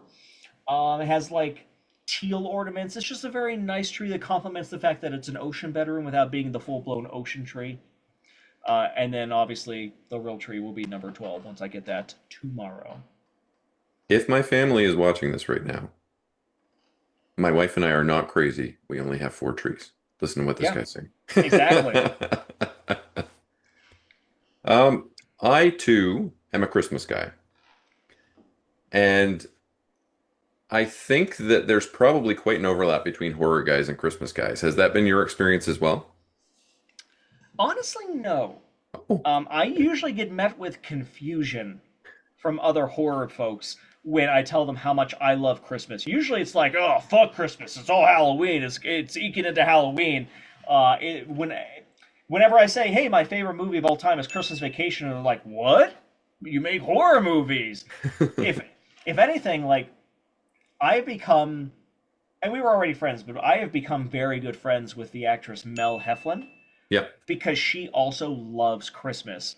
And she has outright said to me directly, like, hey, Steve, I'm really glad we're friends and that we know each other because it's very hard to meet other Christmas people in the horror industry. It feels like no one else is into this as much as we are. So this is great, and she loves Christmas. She's also crazy into Christmas, which is fantastic. I don't run into outright conflict too often, I'll say that. But yeah, I do not run into that many horror people that are also super into Christmas. Interesting. Well, Maybe you it's found because you another one. live closer to Santa. Probably. Yeah. It's probably the Canadian thing. Absolutely. Yeah, Commonwealth country. Santa, all that it business. makes sense. You guys care about each other up there, right? Yeah. Yeah. Well, I mean, some of that's starting to rub off. Some of what's going on down south is starting to rub off up Oh here. God, Mm. absolutely. So, my next question, I believe you answered in that last block, and that's what's your favorite Christmas movie? Well, I'll give you a different answer because my favorite Okay. movie of all time is Christmas Right. Vacation. So, like, yeah, that wins by default. But now that's not fair. like, so for favorite Christmas movie outside of that, I would probably pick Ernest Saves Christmas. Okay. I think Yeah. Ernest Saves Christmas is a really special movie. Like my top three Christmas movies are Christmas Vacation because it covers the family aspect of Christmas and the day to day existence during the season, the good and the bad. Jingle All the Way for the commercialism aspect of Christmas, Hmm. and the insanity that that causes. But then Ernest Saves Christmas is really the magic. Like Yeah. that is the magic of Christmas. The concept of like believing in other people and believe in people, it pays off more than you think is like a beautiful concept. And it has a great cast. Jim Varney obviously delivering phenomenal Yeah. performance and everything that he does. But that movie also it really sticks out. I love the fact that John Archerry, the director, was able to convince Disney to give him millions of dollars to just do a bunch of earnest commercial gags on a Hollywood set. Yeah. Hollywood, Florida set, I should say. Like Vern is in that movie. That's awesome. I love that. They did the Vern bit. And also like, I feel awful because I forget his name, but it has absolutely by far my favorite live action Santa Claus of all time. I think he plays. It's the same guy that does the voice of the Sultan in Aladdin and some other stuff that he's done, worked with Disney before. Okay. Um, but he did. He's so warm and genuine, and you feel it. But he still has like blood in his veins. Like he's on a Hollywood set, and he sees like two really hot actresses walk by in skimpy outfits, and he notices and like, yeah, Santa's a man too. Like he's human. Or like someone makes him mad and he knocks the guy out. I'm like, Hmm. fuck yeah, Santa. Like this, Santa's not just I do the right thing all the time. He's still a human being Yeah. with the spirit of Christmas, and like, there's such a payoff at the end for me is when all hope is lost and Harmony comes back with the sack of Christmas gifts and he stands up and like he's so happy and she's in Mhm. tears and he's like welcome back and he uses her real name instead of like the one that she's been going by and she says like, oh, I'm so sorry. Oh, it's okay, I knew you'd do the right thing. Really? Well, I doubted it for a minute there, and it's so real. Like, Yeah. he still had a little bit of fear, but then everything works out because that's what Christmas should be, where we are able to count on each other, and we do laugh a little more and cheer a little easier and think about other people instead of ourselves. And like for just a few weeks out of the entire year, we are the people we actually always hoped we would be. Yeah. And I wish that was like that the whole year, but it's not. So I'm going to take this little miracle and actually really appreciate it because it truly is something that happens every year. And I see it all the time in strangers and people I know where everything there's still a lot of bad in the world and still a lot of awful things happening. And that I'm not saying that like awful people get redeemed, but at the same time, there's just more light. It feels like I don't know Yeah. why. I don't know what exactly is causing it, but I see it, and I want to do everything I can to keep the light alive and make the light brighter in other people the best that I can. That is a really good answer. You also wrote a movie with your wife named Curtains for Christmas that you both also star in. How did that concept come to life? So we had done Amityville Christmas Vacation, Yeah. which I shot also as a joke.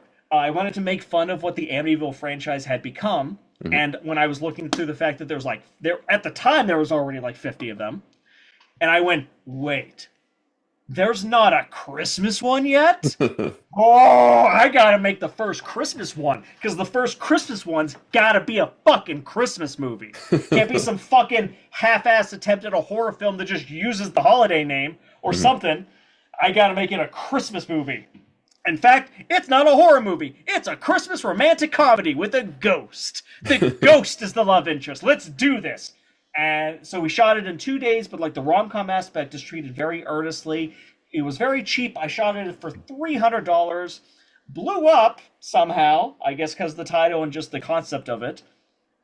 So it caught people's eyes. So that came out in 2022. And then we released Shingles, and then we made CarousHell 3 because I was after making Shingles, I was kind of in the mindset of like I want to get 3 done. You know, there's 5 years between 1 and 2. I don't want to make the fans wait 5 years again, so let's just do part 3 now while I got the creative juices flowing Yeah. and we're on a roll. So then we released 3, and at that point, 2024 was supposed to be my year off. I was like, okay, I released all these movies since 2021. Time to take a break. Not making anything big next year. I'm taking a break. And then I forget if Aline and I were watching a Christmas rom-com or if she just came home with it. But she was like, okay, what if we do a Christmas rom-com, except this time we flip the rom-com aspect on its head instead of the horror aspect. So we just make a horror movie. And it's like about a woman that like wants to be in a rom-com, so like she kills people. I'm like, God damn it, this is a great idea. And she also came up with the title because she was like, it's got to be something for Christmas. Because all these Christmas rom-coms that we watch is something for Christmas. It's like pie for Christmas or cherries Yeah. for Christmas. And so it had to be something that wasn't taken yet. And so I think it was her. I might have helped. I genuinely don't remember. So I'm just going to credit her that the inspiration hit her like a nuke, where it was curtains for Christmas, because that's got a double meaning, baby. Yeah. And so we started working on the outline, and I watch Christmas rom-coms all year long, all year long. I mean, this time of year I watch like 2 a week. During the summer, it's more like a couple a month, but I don't stop. I love the genre. So, of course, I know all the tropes. Of course, I know exactly how to model this story to emulate exactly this genre. One of my favorite things was she wasn't home. She was out with friends or something, and I was watching one by myself. Yeah. And this is a common trope for you folks at home. If you don't know this is a common trope where the man love interest, especially if the protagonist is the woman in the story, Yeah. which it usually is, hmm the man will very often have a kid, either from a marriage that ended, or like he rescued the kid, or he's a widower or something, but he has a kid very often. And once that popped up, I was like, oh, and I immediately started texting Elaine like, hey, what if my character has a child? And then I sent that. And then as I started typing, and then you kill the kid, she replied to me, and then I kill the kid? So that was great. It was kind of like we were making an R-rated parody of our own movie in one aspect, because we were the stars of Amityville Christmas Vacation in the more Yeah. straightforward romantic comedy. Now we're the stars of this parody of romantic comedies in an R-rated horror movie. And I was going to be basically the same character, except this time it wasn't working out. but I did have to say, like, this can't be Wally. Like, I Right. don't have many rules with my filmmaking, but Wally has to stay in PG movies. Yeah. He cannot, especially because I knew it was going to get bloody. I didn't know if that character would make it. It can't be Wally. That's all. So, little insider info. Wally is named after Wally West, the Flash. Oh, okay. His dad, Hmm. Barry, is named Okay. after Barry Allen, the Flash. I should have picked that So up. in Curtains for Christmas, Yeah. my character's name is literally Jay Garrick. And he even knows a guy named Allen. Yeah, and I picked up on all the guys in Carousel too with Bruce and Diana and Clark and all those Oh guys, yeah. but I missed the Jay Garrick thing. It's fine. He only is only referred to as Jay the whole time, and there's this one line Yeah. when I'm doing the monologue of the love interest type Hmm. deal in the mall where he calls his dad's store Garrick Games. That's it. That's the only Oh, time his okay. last name is dropped. All right. I like to put little secret stuff for folks to catch on multiple watches. Yeah, yeah. How long did it take you guys to create this one? Um, the script didn't take too long. Like the outline took a little longer than usual because we weren't sure exactly what the order was going to be. Like we knew Hmm. the tropes we had to hit, but we weren't like she had the idea like all these Christmas rom-coms have like an event or like a competition. We have to do something. I'm like gingerbread competition. Boom. Like that would be the midpoint of the movie. Um, but we didn't know like where to put that stuff quite yet or like what the order was going to be when the family gets introduced like versus the Yeah. dinner. That's um, but once we had that nailed, we actually got through the screenplay very, very quickly. Like I think it only took us about a week to write that first draft, and it didn't take much longer than another week to get to final draft. Like I know the genre Yeah. very well, Oh, and it yeah. felt good. It felt good to both of us. So when we did the shooting, it was I want to say it was a 12-day shoot. Because we shot one day in a mall the year before we made the rest of the movie during Christmas time. Mm. Because we even before we knew if we were making the movie or not, I Yeah. was like, if we want this movie to come out next year for next Christmas, we Hmm. need to shoot in the mall while all the Christmas stuff is up now. Hmm. So we were able to make something work real cheap, not guerrilla style because we had permission, but like the mall wasn't shut down, so we were like, we need to get there and open. We need to shoot this and this and this as soon as we can. Yeah. So then the rest of the movie we shot that in December, and then the rest of the movie we didn't shoot until summer. So there was the last weekend in May, 2 days we shot the gingerbread sequence and like the whole thing with Joan. I won't say who that is for the audience at home. Watch the movie. Hmm. But we shot those scenes. Excuse me. Then we had a week off, and then we had another 7 days. I think it was 6 days straight. Might have been seven. I think I scheduled seven, but we didn't need it, so we only worked 6 days straight when we rented the house for the main part of the film. Hmm. So, and I think we had another like insert day, so it might have been less than 12. It's been a while. I don't remember that stuff in my brain, but it was less than 2 weeks of shooting, and I was editing as we were shooting, which I do a lot. When I'm forced to edit myself, I edit as we go along so that I don't forget what I was thinking that day. Makes sense. Yeah. Um, I don't need to get the whole thing done, but like I need to start, and that makes it go really quick. Like Jessa Jupiter Flux was Yeah. actually she saw me doing that because she was here in our house like after one of the shooting days on Carousel 3, and we did the scene that day where she beat the shit out of me as the bunny possessed Hmm. character, and like she was doing something like she was studying lines for the next role or something. Aline wasn't home yet. We were gonna get like food and stuff later that evening. And then I was just doing dilly-dallying, dilly-dallying, dilly. And I was like, "Hey, Justin, you want to see the scene we shot today?" She was Hmm. like, "What the fuck? What do you mean by that?" And she was super impressed, which was cool because she works with a lot of guys Yeah. and gals. So editing curtains as I went along meant that when we wrapped like the second week of June of shooting, I already had that sent to my composer within a week after that. And Mike is also fast. Mike Troublecock, who I work with, is also fast. Yeah. So we had final cut in July, and it Wow. was done and out in Yeah. July. And I always like doing that. I always like whenever anyone, because I hear a lot of horror stories about people that support films and don't get anything for years and years and years. And no shade to those guys, unless it's consistent. But no shade to those guys because things happen, things come up. I don't want to blame anyone. Yeah. But every single time someone new supports one of my Kickstarters and they get their movie in less than a year, Yeah. It's like seeing God, apparently. I'll always reply to their posts of them freaking out about how they already have their movie and just be like, sorry it took so long, man. So yeah, as you mentioned, Miss Jessa Jupiter Flux is in this movie, and you can't go wrong with her. Like she's consistently the best part of a lot of the stuff that I watch, honestly. This isn't your first project with her. What is she like to work with? She's super great. She's so professional. She's one of the best actors that I've worked with, and that's why she's come back. You know, we've worked with her a total of 3 times. We're gonna take a Yeah. break this one year because I don't like to use the same people all the time, and she doesn't fit into the next thing that we're shooting. But she is so prepared when she comes to set. Before the shooting, no other actor asks me as many questions Hmm. before we shoot than Jessa does.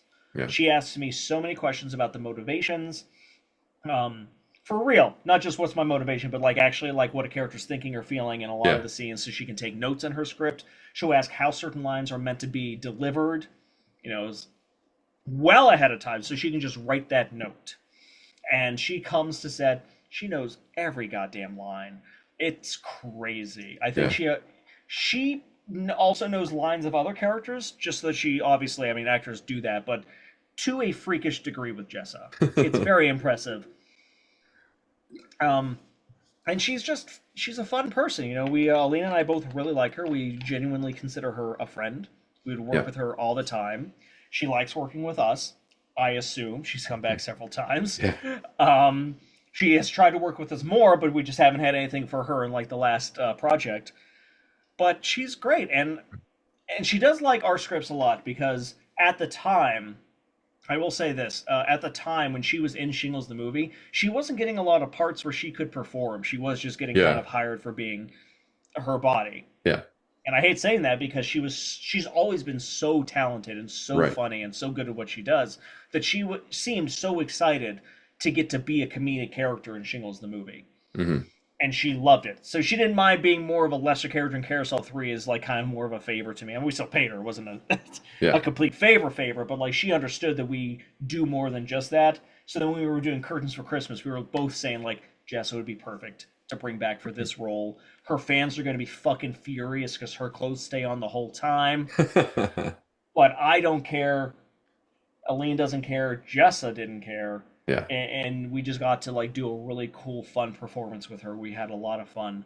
The kissing gag in Curtains for Christmas was something that took the most time, only because Jessa kept kissing way too quickly.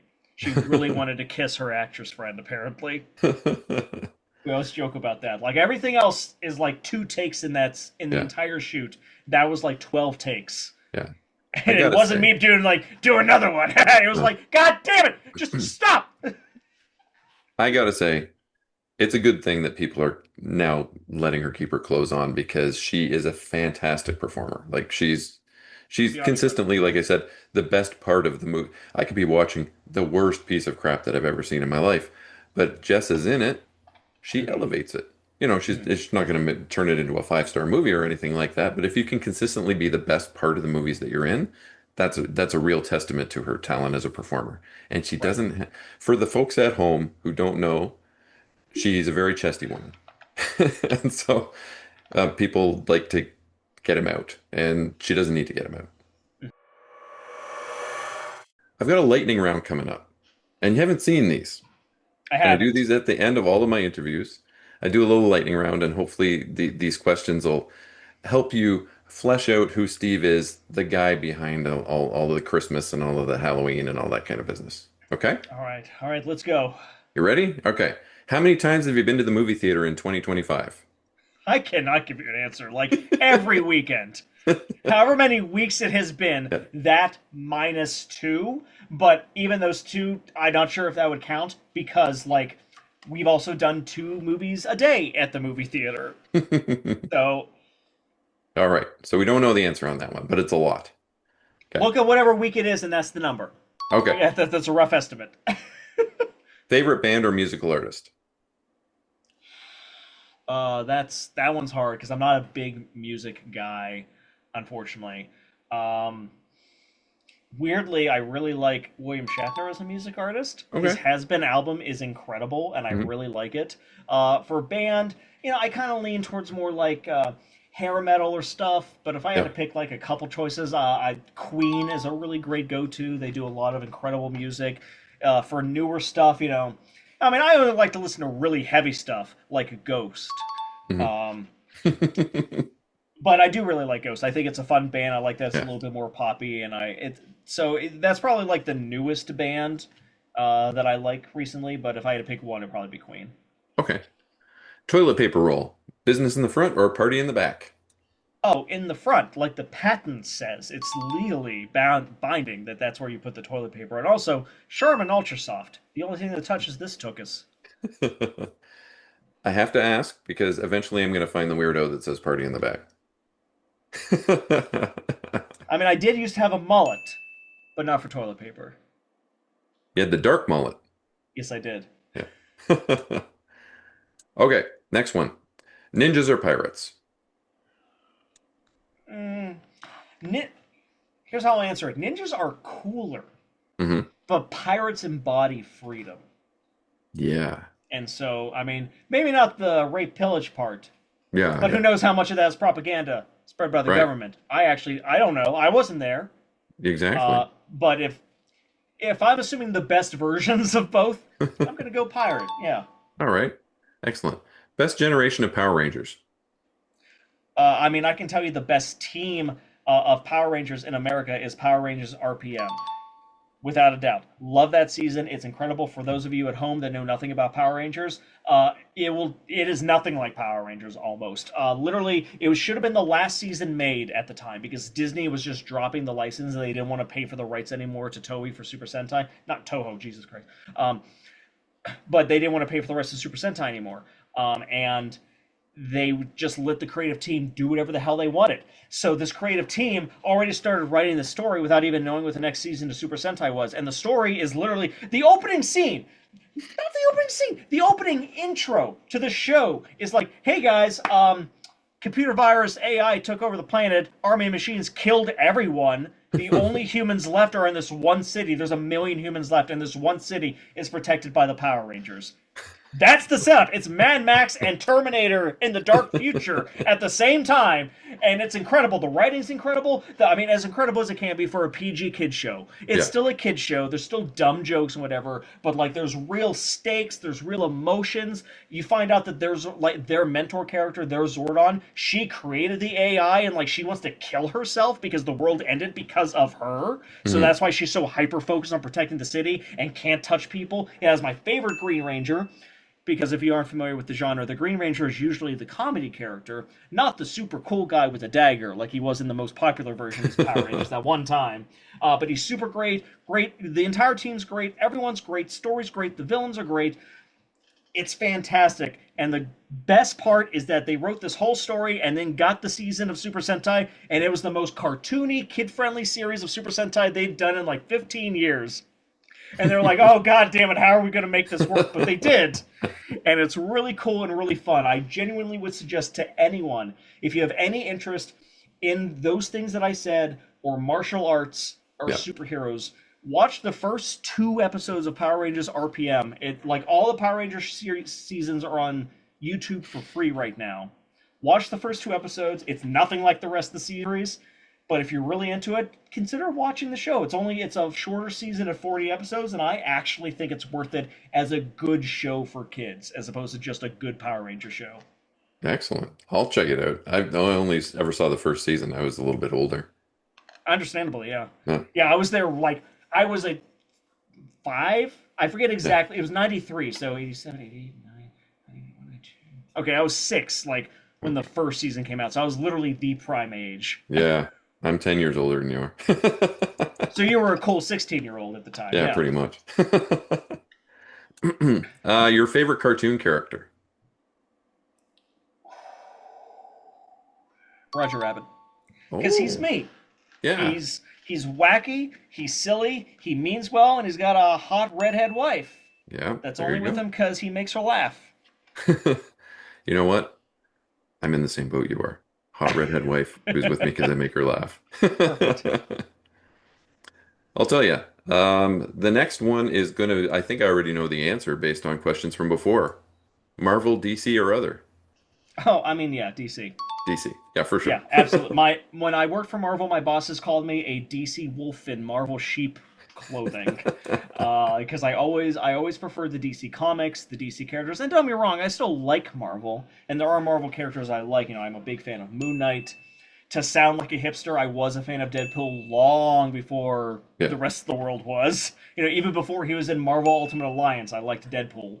And I do like Spider-Man, not as much as people seem to think I like Spider-Man. I just played him. Hmm. Um, but yeah, DC to me has been like the better storytelling, the more interesting characters, the more interesting villains, the more interesting human characters too. There's way more of side characters in DC. It feels like than Marvel, where like everyone has to have a superpower to be in a book anymore. Not even Mary Jane's allowed to not have Hmm. superpowers anymore.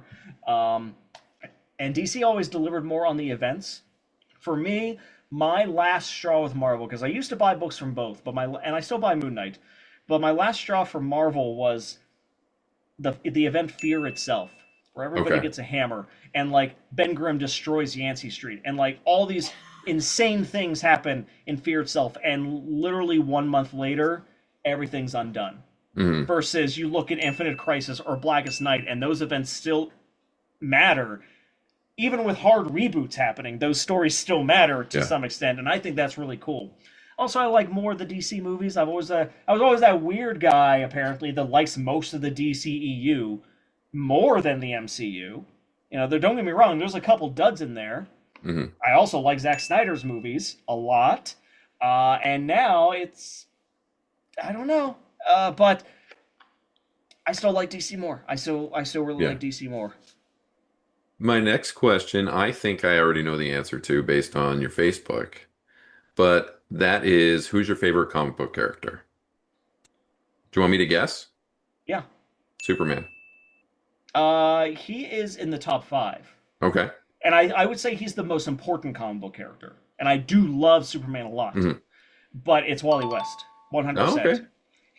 The fact, and a lot of it is simply because we got to see him grow from Kid Flash to Flash. Yeah. Like he used to be a conservative, like guy from the Midwest, and Yeah. literally like became more learned in life and met more minorities and Hmm. more people that were not as well off as like his direct family, and he actually became more left, which not everyone has to do that. I'm not saying that's the correct path or anything, but Yeah. I think it's interesting because you don't get to see a character in comics literally have like a political shift to Yeah. who they are as a person. And then we got to see him get married and have kids, and it's just so cool. And Yeah. like him trying to live up to the mantle of his uncle and everything. It's so interesting. I think he is the coolest, best comic book character in my opinion. But special shout out to Billy Batson, Hmm. Captain Marvel, the real Captain Marvel. Yeah. For those of you at home, Shazam. For similar reasons, but not to such an extreme, because like he didn't get married and have kids, but we did get to see Billy grow up over time and kind of Yeah. become the Wizard.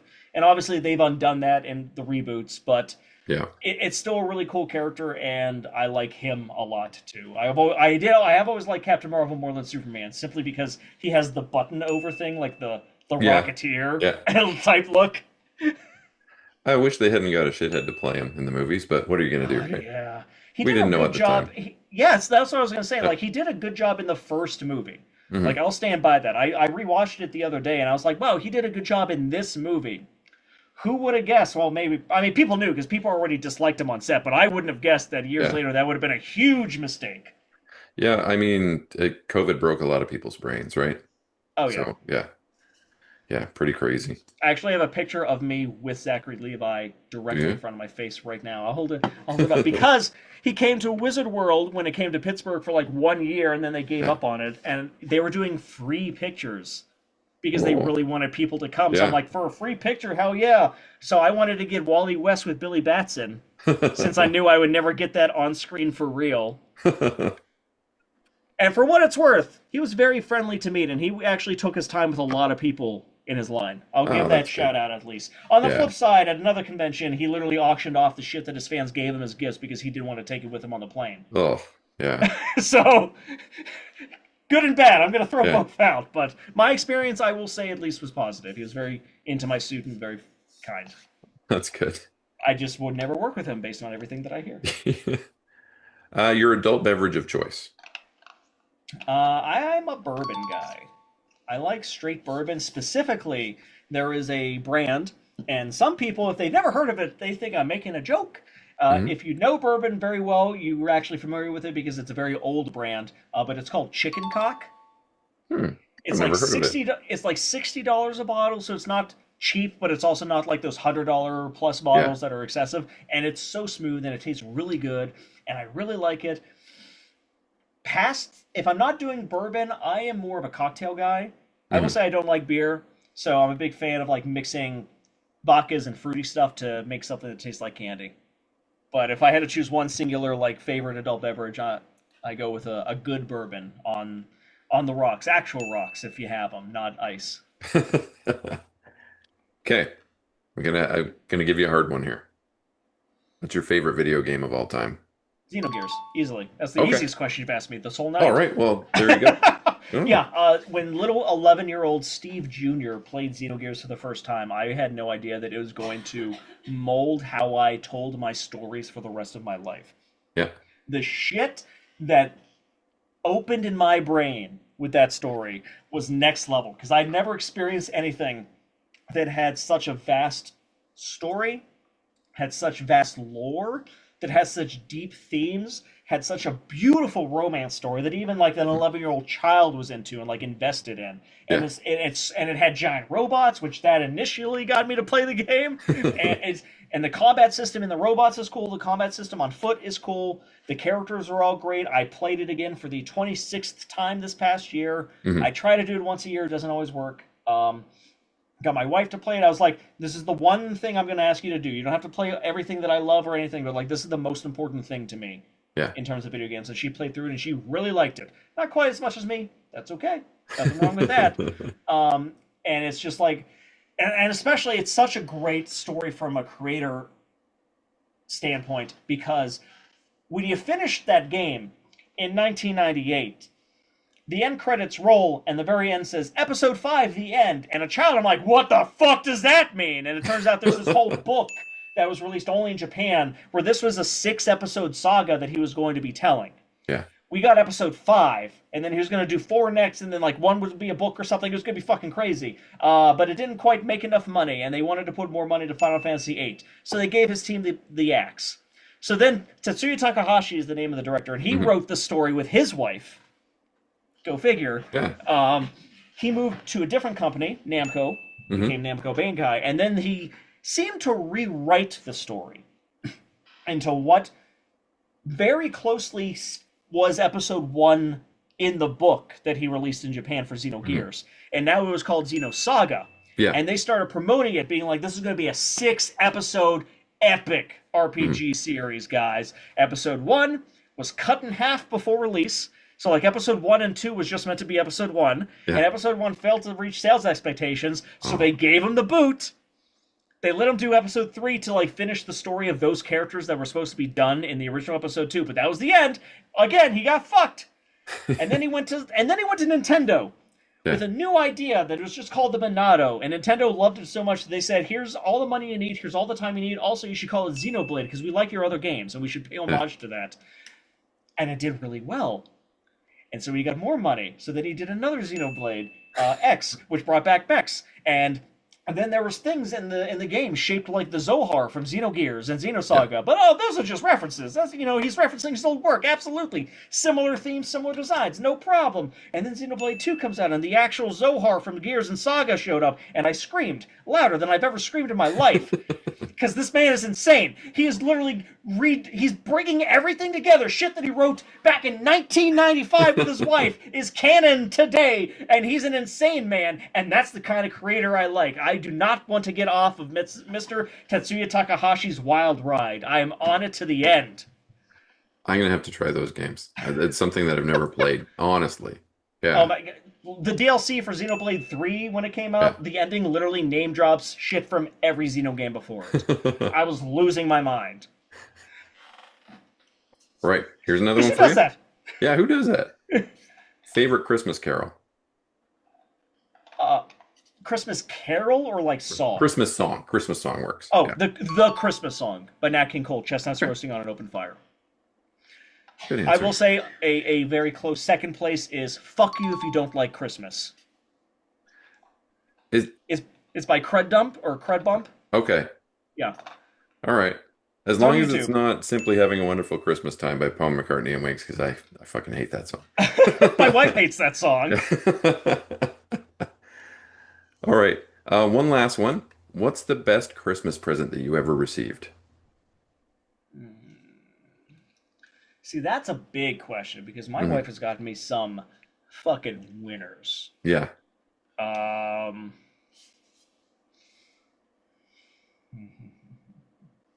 you know what? I'm gonna cheat a little bit. Okay. I have a great story. So, I consider this a Christmas gift from the season. I'm not gonna pick one of my wife's gifts because they're all great, and Yeah. picking a favorite one feels like picking a favorite child. Okay. I pre-ordered the PlayStation 5 Hmm. back at release. Pre-ordered it through Amazon, and like my pre-order went through. Like I didn't get a denial. Like it was coming. Hmm. Cool. So like that day, that release day, I was like, I am not doing a goddamn thing. I'm sitting outside on my front porch with like a cup of. It was a coffee, and then it became a hot cocoa, and I'm just enjoying the weather. I'm enjoying nature. I'm seeing some kids play. It's a great day. Yeah. I get a text that says, "Your package has been delivered." No, it hasn't. No, it has not. There has not been a UPS truck anywhere in my town. There's one hill for them to come up. They didn't come up it, and I waited a little bit because sometimes they just scan it sooner or whatever. But like it's been a bit, and nothing's happened. Mhm. So I'm immediately worried Yeah. because Yeah. how am I going to get a PS5 now? Especially back then when it was so hard to get. Oh, yeah. So I'm freaking out a little bit. I try contacting UPS, and I get in touch with their customer service. I'm literally saying like, "Hey, you guys are saying you deliver this package. You didn't. Like, it's not here. I Hmm. was sitting outside the whole time. There was no attempt to deliver it. There's been no UPS truck. Can you like get in touch with the driver and be like, hey, where'd you leave this?" And they're like, "No, we can't do that, man. Like, we can't do that. We can't help you at all. You have to contact Amazon Yeah. and report it that it's not delivered before we can do anything." I'm like, "Oh, okay, great, awesome. I mean, you guys are in control of it right now. Like this just said it got delivered. Just go back and go, Yeah. oh, whatever, okay." So then I try to get in touch with Amazon, and they're saying like, "Well, technically, it has until the end of the day to get delivered. So like, there's nothing we can do. Like, we can't start an undelivered report before the end of the day." I'm like, "Yeah, but they can't go back and get it until you." Like, "Nope, we can't do it. You know, if you don't get your package, if UPS does not deliver your package by the end of the day, Yeah. you can message us tomorrow." I'm like, Yeah. "Great." So I'm bummed. Like, Yeah. it's not the end of the world. $500 is going to make me like lose my house or anything insane like that, but it's just a bummer because I was looking forward to it. I know I'm not going to be able to get one for months if I don't get one today, Yeah. and I was looking forward to like having a 4K player, stuff like that. So I'm bummed out, especially because that's right around the tail end of the worst parts of COVID still Yeah. happening. Hmm. I do not have hope in humanity. Like, it is not going well. All of a sudden, after like an hour, I get a knock at my door, Yeah. and a stranger is holding a box, and he says, "Hey, is this a PS5?"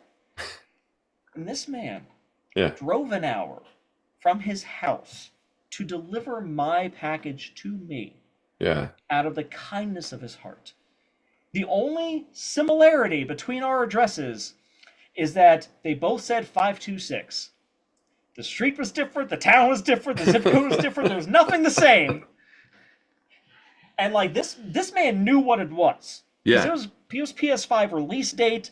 Nothing else would be this big. Yeah. He knew what it was. He could have kept it. Yeah. He could have sold it for a profit. And Mhm. like, and it would have been a victimless crime because I would have gotten my money back eventually, whatever.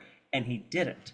Yeah. He drove an hour to give a stranger back something that was theirs. Yeah. And I was in tears. Like, I was crying. I was trying to Yeah. offer this man money, and he said, "No, no, no, it's fine. This is yours. You know, Merry Christmas. You know, Happy Holidays to you." And like, that is exactly what I needed that day. That is exactly Yeah. what I needed that year. Like, Mhm. that glimmer of hope that not everything is in hell right now. Right. Things are bad, but there is still goodness in places. There is still goodness in specific people in specific times, and that I honestly that's the best Christmas gift that I ever got because it helped keep my hope alive in just people. Great epilogue to that story. Yeah. Um, UPS never delivered my package that day. So I told Amazon, UPS never delivered my package, and I was told to tell you Yeah. if UPS did not deliver my package. And they said, okay, here's a full refund. So I got my PS5 for free. Oh my God. It was a double win. That's probably the best answer that I've ever had to a lightning round question in the entire time that I've been doing these so far, to be perfectly honest. Holy smokes. I'm happy to Yeah. deliver for you. I hope I've lived up to your expectations of looking forward to this interview. Yeah. Well, that's the end of the lightning round, which brings us towards the end of the interview. Steve, thank you so much for being here. I love your movies. I love the heart and soul that you put into each one of them. When I started doing interviews on the channel, like I said, I knew that I wanted to have you on as a guest. Before we go, are there any upcoming projects that you'd like to plug for the audience? Um, Yeah, so Aline Isley literally just released her first ever feature film that she has directed. It's called I Scream, a Minty Musical. Mhm. She came up with the concept. She wrote the script. She wrote the lyrics for all the six original songs or the five original songs, and Mike did the sixth one. I forget offhand. I don't want to be wrong, but it's a really fun time. It's really good. It's a parody of the old school Blob of the '50s Blob, except it's about killer ice cream Hmm. and it's PG-13, I'd say, so it's not quite horror, but it's not a kids movie per se. Yeah. It's a lot of fun. I would say you guys should consider checking it out. And also, like I said earlier, we did start writing CarousHell 4. Yeah. We would like to make and release it next year because next year is the 10-year anniversary of the first one. Oh my God, I'm going to be dead soon. Time is too fast. Um, but we want to try to get that out there, and it's going to be one of those things. Like this isn't like where we had the whole trilogy planned from the start. We do kind of have another story after this, but if Mhm. four is diminishing returns, if like the Kickstarter succeeds, but four doesn't really do anything past that, we're fine with four just being like a really solid epilogue to the Mhm. trilogy, and we would be completely content with that. But four is a lot of fun so far. It is something that is more that the fans would get a kick out of, but with a lot of still heart and themes that I care about. Like I literally was writing a scene that helped me deal with the loss of my cat Mhm. in this movie about a killer unicorn and his half-human son. And we're bringing a lot of stuff back in this one that hopefully people dig and have fun with, but we'll see. Um, so keep an eye out for the Kickstarter on that. Okay. And let me carny myself to your listeners here. If you Yeah. want to check me out or my films out, number one best place to do that is silverspotlightfilms.com. That is where I sell all of my physical media, Blu-rays, DVDs, CarousHell Trilogy soundtrack, and the deck building games are for sale on there. So check that out. If that's too much money for you, I get it. I got to sell these things for like 20 bucks a pop to even just get a few bucks. And that's a lot of money if you want to watch 19 releases from some schmuck in Pittsburgh. So I also have a Patreon, which supports me way more than just streaming my films does.